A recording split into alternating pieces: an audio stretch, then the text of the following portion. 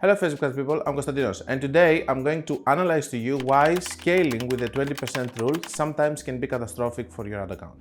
The thing that pisses me off more than anything in Facebook ads world is when somebody says, for example, I'm going to use an example that I had recently. Advanced Plus campaigns are not working in Saudi Arabia. Why? Why can you say something like this? You know, it's not like they are not working because it's Saudi Arabia. Okay, you can tell me that, for example, you cannot say that videos are not working in India advertisement and only images are working. You cannot say things like that because there are different businesses with different models and different rules. The same thing applies for the 20%. So the 20% rule is coming from the theory that comes from Meta, not theory, I mean theory like the way that we say the math theory, okay? Not that it's a theory. It's a theory that comes from Meta that says that, hey, when you are on the learning phase and you pass the learning phase, if you want to not go outside of the learning phase, you can scale only 20% of your budget because anything beyond that, it's called a significant edit and it's going to get you out of the learning phase. This thing has been used by a lot of other people that they don't understand and they just want to follow a blueprint or whatever, and they made courses and stuff and they say that you scale with 20% every day so that you cannot get out of the learning phase. This makes sense to the bigger budgets. So if you are spending, for example, $10 and you're scaling with 20%, sorry to say that, but you're stupid. Because if you're doing $12, then basically there is no learning phase over there, okay? And the reason that you're using the 20% rule to not get out of the learning phase, you have not even passed the learning phase in order not to scale more than 20%.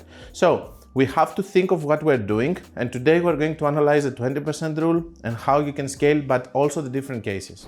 Hi guys, I would like to interrupt this video in order to talk to you about my new mentorship programs, and I would love if you go to the website. You're going to find the link in the description, or you can find it in the menu of my website, and over there you're going to be able to see the different mentorship programs that I have. You can find the one that is going to fit better your needs, and I will hope to see you there.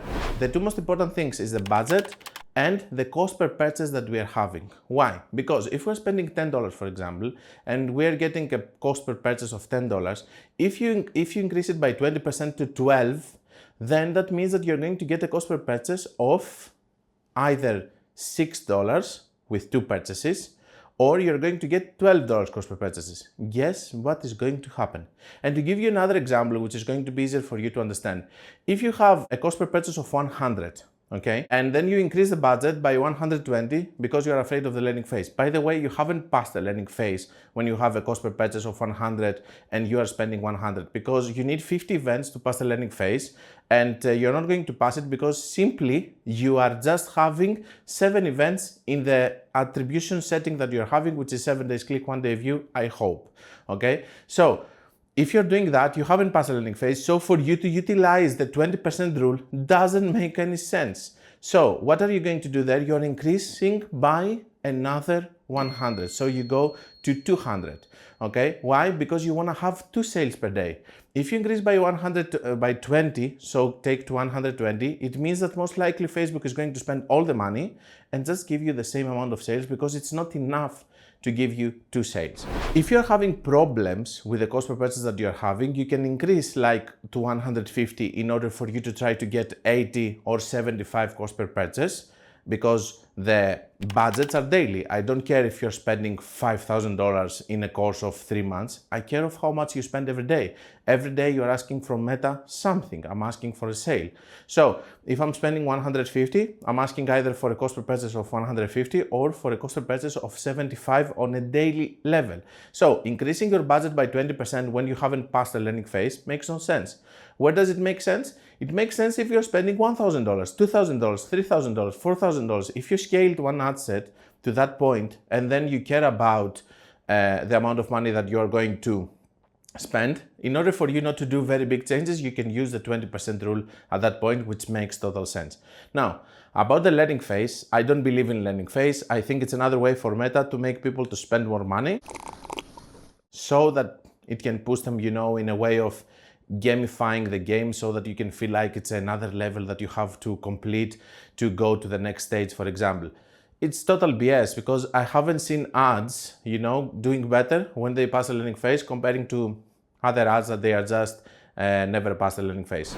The other thing which is really important, and I need to say, is that on the smaller ad accounts that they spend 100 or 200, it's like a crazy ask to want to pass the learning phase. Recently, they have just done a new thing which was giving you less events to pass on the learning phase, like 20 or 30 events in just the attribution setting that you have into your ad set level, but then they have removed it. So we're back to the 50 events. And the thing is that I don't think that for a small ad account we should even consider learning phase because we cannot pass it. I do believe that Meta is using it as another way to actually push you to spend more money. And I do think that whatever we're using or whatever we're learning from Meta, we need to understand it and we need to use it in a way that makes sense. So if you're increasing your budget in something that's spending $50 by 20%, sorry, but you're stupid. And you don't understand what you're doing and you're just doing something like a headless chicken without even thinking.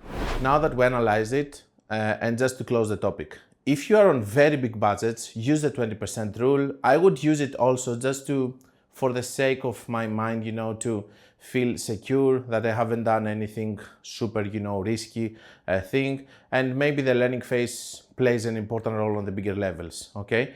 On the smaller spends, you're not going to pass the learning phase, so stop worrying about the 20% because the 20% is tied 100% with the learning phase. If you don't have that, since you are not passing the learning phase and you are on learning limited or whatever, it doesn't matter how much you're going to increase. Then increase not based on 20%, but increase based on what makes sense for the cost per purchase that you're getting. Give enough space to your ads to give you 2 sales, 3 sales, 4 sales per day by just giving them enough budget on a daily level to achieve that, instead of trying to push them to either give you something crazy as a cost per purchase or to make Facebook spend more to give you the same results just with a little bit more spend, which means that you're losing this extra spend which you could have put into your pocket.